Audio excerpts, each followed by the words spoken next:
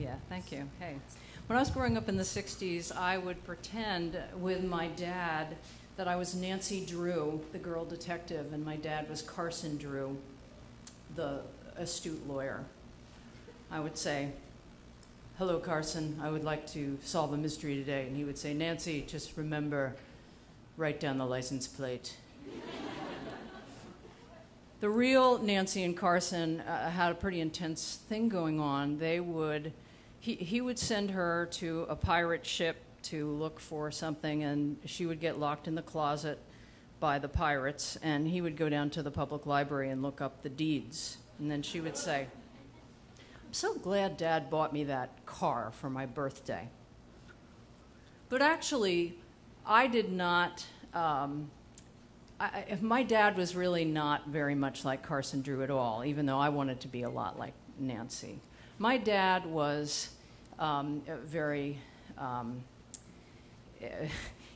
well, first of all, he wasn't a lawyer. He was a banker.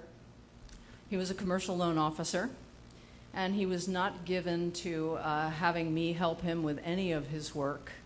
I once tried to give him a red pen to help him with his banking, and he said, "Don't ever use a red pen. It will look like you're in debt."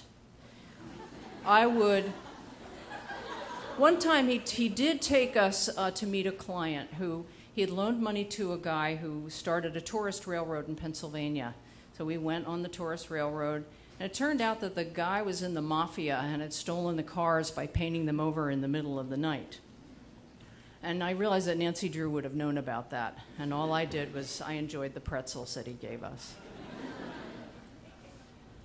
But I was not actually very interested in my dad's work.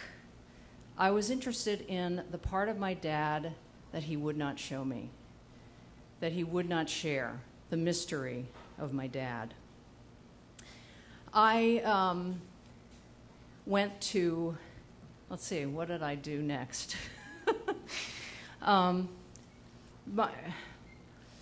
dad, when I was finally in my 30s and I came back to visit the fancy town where we grew up, we were out running an errand in my family van, and I told, my dad said to me, "You know, I'd like to show you the houses where I grew up in Trenton, New Jersey."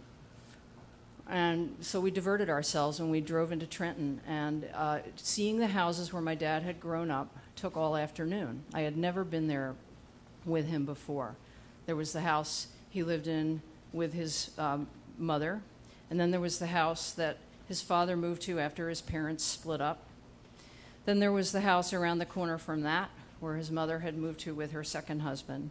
And then there was the house that his dad had finally bought when he had some money after the war. I would sometimes get up my nerve and I would ask Dad, "Dad, why did your parents split up?" And like a politician, he would say, "I always knew my parents loved me." But he didn't answer the question. He just put a positive spin on it. Or he would say, "My dad and I always talked. I would get up at 1 in the morning and deliver milk with him. He always started a business, even when he had no job. And we would deliver the milk and we would talk. But he never told me exactly what happened. But I knew something had happened." One time he said, "There was some violence." And then he stopped. And I said, "And?" And he said, No, I'm not going to tell you anymore." So I do know something happened. My grandfather left my grandmother. My dad started shuttling from house to house from the time he was in something like 9th grade. And then he never talked about it.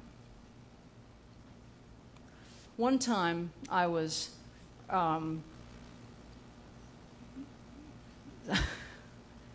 wow, you know, it's really quite something being up here.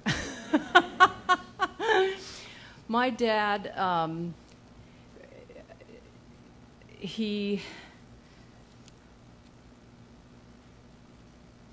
when he got to the end of his life, and I kept thinking that if I just talked to him more, if I just kept saying more and more nice things to him, that perhaps he would tell me a little bit about that hole that was in him. And I realized that Carson Drew actually never had talked about his personal life either. Remember the dead mother in the Nancy Drew books, the one no one ever talked about? Carson never talked about why she had died. And I thought, well, they must have talked about it off stage or, off the book, out of the book, because they had such a level of trust between the two of them. A level that I mostly felt with my dad, except he would sort of stop short.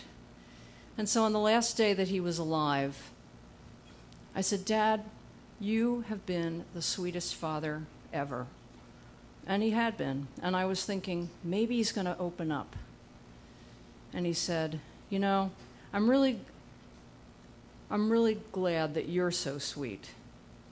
And he didn't talk about anything further, and I looked at him and I realized that the mystery of Dad was not going to be solved, and that he was looking as if he were sort of pinching himself, that he had gotten away from that town, and he was the luckiest man in the world, and he was not going to reveal the mystery. Thank you.